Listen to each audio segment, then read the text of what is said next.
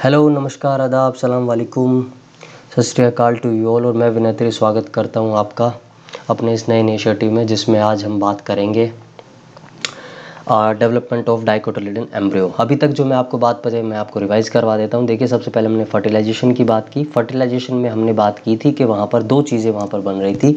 एक primary endosperm nucleus बन रहा था, जिससे प्राइमरी एंडोस्पर्म सेल और फिर उससे एंडोस्पर्म का फॉर्मेशन हुआ। एंडोस्पर्म नरिशमेंट प्रोवाइड करने के लिए था किसको? डेवलपिंग एम्ब्रियो को।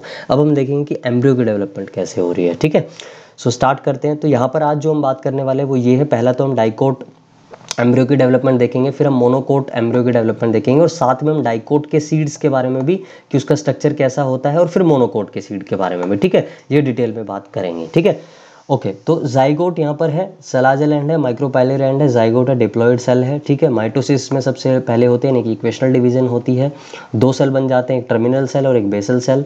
फिर दोनों सेल में कंटिन्यू डिवीजन होता है। यहाँ पर देखिए डिवीजन होता है ट्रांसफर्स सेल में, तो ये देखिए 4 सेल यहाँ पर बन जाते हैं, और इसी वजह से हम इसको प्रो एम्ब्रियो क्वाड्रेंट बोलते हैं, 4 सेल्स होने की वजह से। और क्योंकि एम्ब्रियो नहीं है, प्रो एम्ब्रियो, एम्ब्रियो से यानी कि पहले वाली कंडीशन ये है, स्टेज ये है। ठीक है, यहाँ पर ये डिवीजन कंटिन्यूस और ट्रांसफर्स डिवीजन होता है बेसल सेल में यहाँ पर, और इसकी वजह से यहाँ पर कुछ सेल या मास ऑफ सेल्स कह सकते हैं आप, linearly arranged mass of cell यहाँ पर बन जाता है, जिसको हम सस्पेंसर बोलते हैं। और एक्चुअल में सस्पेंसर का काम क्या होता है कि इस एम्ब्रियो को पुश करना एंडोस्पर्म के अंदर। ठीक है ना, क्योंकि ये जब जैसे जैसे डिवाइड करेगा तो ये जो चीज़ है ना, ये प्रो एम्ब्रियो, ये एंडोस्पर्म की तरफ मूव करेगा, है ना। तो इस वजह से क्या इसको क्या होगा, फिर ये उसके कांटेक्ट में आएगा तो इसको न्यूट्रिशन इसको मिलेगा आराम से। जो सबसे बेस वाली जो सेल थी, बेसल सेल की ही बेस वाली सेल, वो होस्टोरियल सेल कहलाती है, थोड़ी सी प्रोमिनेंट हो जाती है बाकी सेल्स के कंपैरिजन।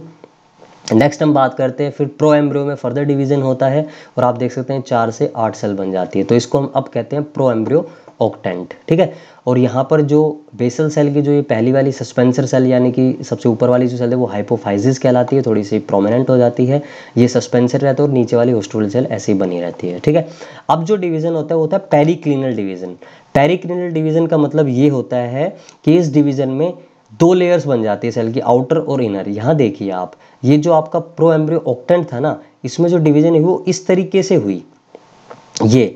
तो अब यहाँ देखिए आप, ये एक आउटर लेयर बन गई सेल्स की और एक इनर लेयर बन गई सेल की। ठीक है, समझ गए बात आप। तो इसको हमने क्या कहा, पेरिक्लिनल डिवीजन। और साथ साथ में जो हाइपोफाइजिस है ना, उसमें भी डिवीजन हो रही है। ठीक है, तो जब किसमें डिवीजन हुई, जब इसमें ऊपर प्रो एम्ब्रियो ऑक्टेंट में जब डिवीजन हुई, तो यह हमारा स्ट्रक्चर बन गया इस तरीके का। ठीक है, आउटर लेयर और इनर लेयर। ठीक है, अब ये हमने डिवाइड कर लिया इस तरह से। ये देखिए हाफ सेल्स तो उधर चले गए और हाफ इधर आ गए। ठीक है, हाफ इधर आ गए और हाफ इधर आ गए। तो ये जो ऊपर वाले हाफ सेल यानी कि लगभग 4 सेल जो ये हैं, ये प्लूम्यूल बनाएंगे।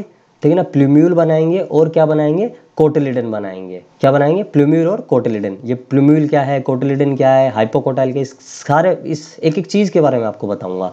ठीक है, ये जो बाहर वाली जो मेम्ब्रेन है ये डर्मेटोजन बनाएगी, जो कि बाद में एपिडर्मिस बन जाएगी। ठीक है, और ये इस लाइन मैंने जो खींची है ना, अपर हाफ और लोअर हाफ कर दिया मैंने इसका। देखो ये ऊपर वाले जो 8 सेल्स थे, 8 ऊपर नीचे के मिलाकर 8, ये प्लूम्यूल और कोटिलिडन बना रहे हैं, और फिर ये नीचे वाले जो सेल ये हाइपोकोटाइल बना रहे हैं। ठीक है, और ये जो हाइपोफाइसिस था इसमें भी डिवीजन हो गया। ठीक है, तो इसमें भी आप देखिए 8 सेल बन गए। तो ऊपर वाले जो 1 से 4 जो सेल हैं वो तो रूट कोर्टेक्स बना लेंगे, और नीचे वाले 5 से 8 जो सेल है वो रूट कैप और रूट टिप बना लेंगे। ठीक है, और ये जो एम्ब्रियो अब बना है इसको हम बोलते हैं ग्लोबुलर शेप्ड एम्ब्रियो। इसकी शेप की वजह से इसको हम बोलते हैं globular shaped embryo. Okay, next division is continue. ये यहाँ देखिए सेल्स हैं ये सब, इनमें न्यूक्लियस आपको एक दिखाना है, डॉट डॉट डॉट सब में। ठीक है, क्योंकि ये सब सेल्स ही तो हैं। ठीक है, तो जैसे मैंने आपको बताया, अपर हाफ ने तो क्या बना लिया, देखिए प्लूम्यूल बना लिया। यहाँ पर ये डिवाइड होता रहा प्लूम्यूल, और यहाँ से कोटिलिडन बनना स्टार्ट हो जाएगा, ये वाला रीजन प्लूम्यूल बन गया। ठीक है, नीचे वाला जो हाफ था उसने हाइपोकोटाइल, यहाँ पर कंटिन्यू डिवीजन चल रहा है, यहाँ पर भी कंटिन्यू डिवीजन चल रहा है। 1 से जो 4 सेल थे उन्होंने रूट कोर्टेक्स बना लिया, और यहाँ पर root cap division is continuing. और इस तरह शेप की वजह से इस एम्ब्रियो का नाम हो गया हार्ट शेप्ड एम्ब्रियो। ठीक है, तो ये स्टेजेस चल रही हैं, इस तरह से होता है डाइकोट के सीड्स में। ठीक है, नेक्स्ट जो है ये जो कोटिलिडन है ये देखिए अनलार्ज हो जाता है, और जो अब शेप जो अटेन कर लेता है उस शेप को हम बोलते हैं हॉर्स शू शेप्ड एम्ब्रियो। तो फाइनली जो डाइकोटिलिडन सीड है उनका जो एम्ब्रियो है वो कुछ इस शेप में आ जाता है, और इसको हम बोलते हैं हॉर्स शू शेप्ड एम्ब्रियो। ठीक है, तो मेरे हिसाब से ये बात आपको समझ में आ गई होगी। अब ये एम्ब्रियो कहाँ पर डेवलप हो रहा है, ये एम्ब्रियो भाई ओव्यूल के अंदर ही तो डेवलप हो रहा है, ओव्यूल के अंदर ही तो डेवलप हो रहा है ना। ठीक है ना। और ओव्यूल क्या बना रहा है, ओव्यूल ही तो सीड बनाएगा, ओव्यूल ही तो सीड है, मतलब फ्यूचर उसका फेट क्या है ओव्यूल का, उसका सीड ही तो है। और जो पूरी ओवरी थी उसका क्या है, फ्रूट। तो फ्रूट के अंदर क्या है, ओव्यूल। ओव्यूल के अंदर क्या है, ओव्यूल के अंदर एम्ब्रियो की डेवलपमेंट हो रही है। और एम्ब्रियो के डेवलपमेंट में मदद कौन कर रहा है, एंडोस्पर्म। तो सबसे सीड के अंदर है। यहाँ मैंने ये स्टेप में आपको थोड़ा और क्लैरिटी हो जाए इस वजह से यहाँ पर और अच्छे से यहाँ पर बता दिया है। सेम वही चीज़ें हैं, ठीक है ना, वो एक पेज में है, यहाँ पर अलग अलग करके बताया, जिसमें जैसे माइटो टर्मिनल सेल, बेसल सेल, फिर प्रो एम्ब्रियो क्वाड्रेंट बना, ठीक है, फिर ये इस तरह से सस्पेंसर, होस्टोरियल सेल, ये सारी चीज़ें और क्लैरिटी में है इसमें, इन स्लाइड्स में यहाँ पर आप देख सकते हैं, ठीक है। तो बेसिक सारी बात आपको मेरे हिसाब से यहाँ से समझ में आ गई होंगी, ठीक है ना। ये ग्लोबुलर शेप्ड आपका एम्ब्रियो बन गया है। फर्दर आगे जाएंगे तो heart shaped, and heart shaped के बाद ये प्लूम्यूल, यहाँ पर देख सकते हैं प्लूम्यूल, और ये आपका हाइपोकोटाइल, और नीचे वाला ये रीजन है यहाँ पर रूट कोर्टेक्स एंड रूट जो है tip and root then cap. और ये जो दो स्ट्रक्चर आप देख सकते हैं, ये क्या है आपका कोटिलिडन है ये दोनों, और ये हॉर्स शू शेप्ड एम्ब्रियो है, ठीक है। अब हम देखते हैं जिस सीड के अंदर ये हो रहा है, ठीक है। यहाँ पर भी आप देख सकते हैं इसको एक बार, ठीक है। ये जाइगोट है, किस तरह से सेल डेवलप होते हैं, किस तरह से सस्पेंसर बनता है, किस तरह से यहाँ पर ये बेसल सेल होता है, ठीक है। ये आप देख सकते हैं सेम वही सब चीज़ें यहाँ पर हमने बताई हैं। ये रेडिकल, ये कोटिलिडन, ठीक है, प्लूम्यूल, ठीक है ना, जो हाइपोकोटाइल है, रेडिकल जिससे रूट सिस्टम डेवलप होगा, ठीक है। ये सब, ये सस्पेंसर एंड आगे की चीज़ है, रूट कोर्टेक्स, रूट कैप वगैरह, ठीक है। तो ये मैच्योर एम्ब्रियो हमने आपको दिखा दिया है, ठीक है, ग्लोबल शेप्ड एम्ब्रियो।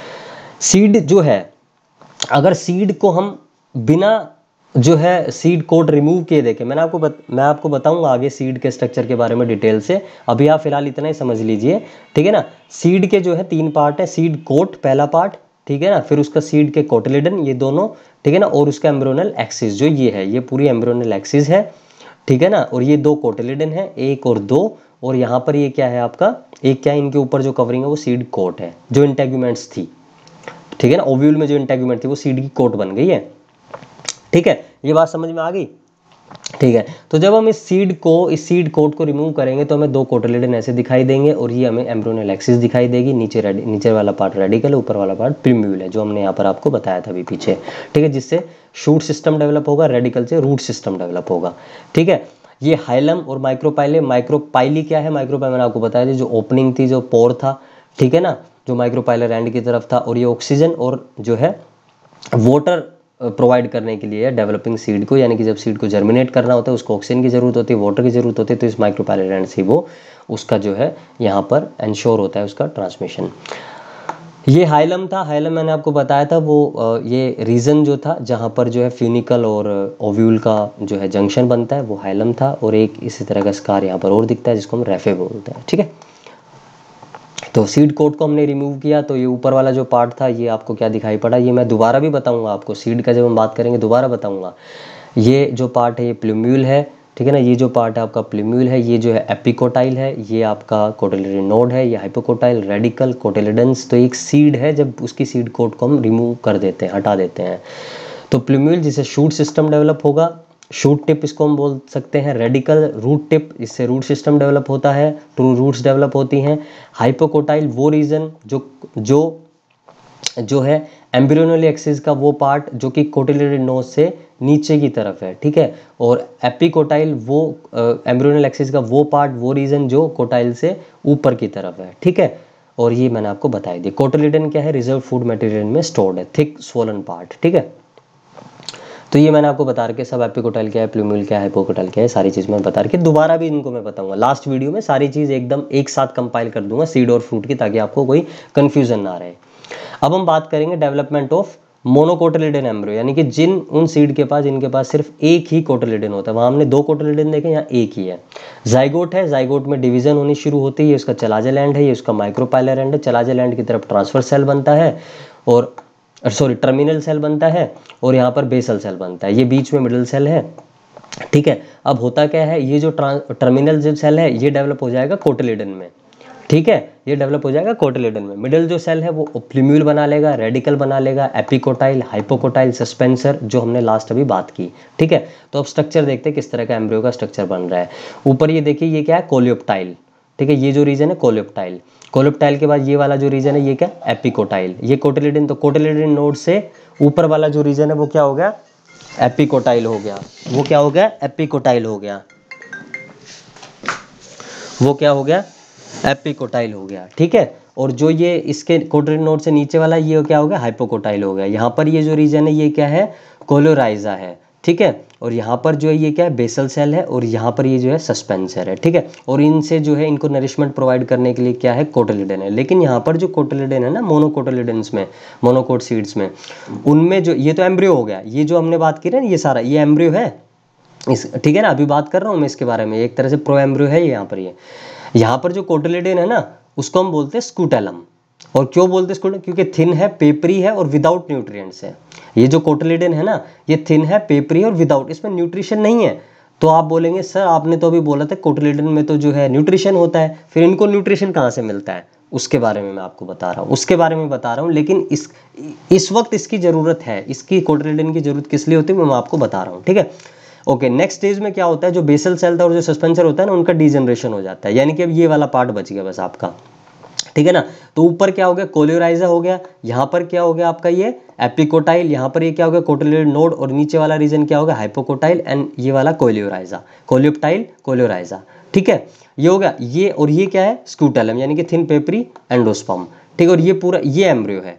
अब यहाँ देखिए, अगर हम सीड, मेज का सीड देखें, क्योंकि ये तो कैसा है, मोनोकोटिल, तो यहाँ पर देखिए ये क्या है, कोटिलेडन था और ये एम्ब्रियो है। लेकिन यहाँ पर ये क्या है, ये स्टार्च एंडोस्पर्म है। क्या है, एंडोस्पर्म है। एंडोस्पर्म जो है, कोटिलेडन मैं मानता हूँ कोटिलेडन जो है वो देता है, लेकिन कोटिलेडन के साथ एंडोस्पर्म भी तो बोला था मैंने आपको, एंडोस्पर्म भी तो होता है ना। तो एंडोस्पर्म यहाँ पर क्या प्रोवाइड करेगा, एंडोस्पर्म यहाँ पर नरिशमेंट, और क्योंकि ये जो एंडोस्पर्म नरिशमेंट प्रोवाइड करेगा ये इस कोटिलेडन के थ्रू होकर जाएगा, तो इस वजह से इस जो है कोटिलेडन की यहाँ पर रिक्वायरमेंट है। तो ये स्टार्ची एंडोस्पर्म और ये एल्यूरोन लेयर है जो कि प्रोटीन एंडोस्पर्म, प्रोटीनेशियस एंडोस्पर्म, ठीक है। तो ये एंडोस्पर्म जो है यहाँ पर इनको नरिशमेंट प्रोवाइड कर रहा है डेवलपिंग एम्ब्रियो को। बात समझ गए, सीड के अंदर ये है। तो हमने सीड कोट जब हटाई तो सीड कोट के अंदर हमें ये दिखाई दिया, एम्ब्रियो दिखाई दिया, कोटिलेडन दिखाई दिया जो उसका पार्ट है ना, सीड का ही तो पार्ट है ना ये सब, ठीक है। और ये सब चीज़ें जो है यहाँ पर हमने देखी, ठीक है। तो ये बात होगी। स्कूटेलम मैंने बता दी, थिन पेपरी, कोलियोराइजा जो लोअर एंड था एम्ब्रियोनल एक्सिस का, अनडिफरेंशिएटेड सीथ है, इसमें radicle, shoot, root cap, coleoptile, foliar structure ये होता है coleoptile, epicotyl embryo above the level of scutellum, ठीक है। रूट अपेक्स और फ्यू लीफ प्राइमोर्डिया ये सब होते हैं इसमें, ठीक है। ओके, तो नेक्स्ट जो हमारा टॉपिक होगा उसमें हम बात करेंगे, देखिए सीड के बारे में बात करेंगे पूरी अच्छे से तरीके से। ये फिर से हम इसके बारे में अच्छे से मैं आपको स्ट्रक्चर के बारे में बता दूंगा, सीड कोट रिमूव करने के बाद कैसा क्या होता है वो बता दूंगा, और सीड का हम जो है डिवीज़न कर देंगे यहाँ पर, एंडोस्पर्मिक, नॉन एंडोस्पर्मिक, एल्ब्यूमिनस, ये सारी चीज़ों के बाद फ्रूट्स के बारे में मैं आपको बता दूंगा, पार्थिनोकार्पिक फ्रूट, आर्बिड, ये सब बारे में बता दूंगा। और यहाँ पर आज हम फिलहाल के लिए हमारा ये जो है सेशन एंड होता है, और आपने होप कि आप एनसीईआरटी रेफर कर रहे होंगे। Thank you.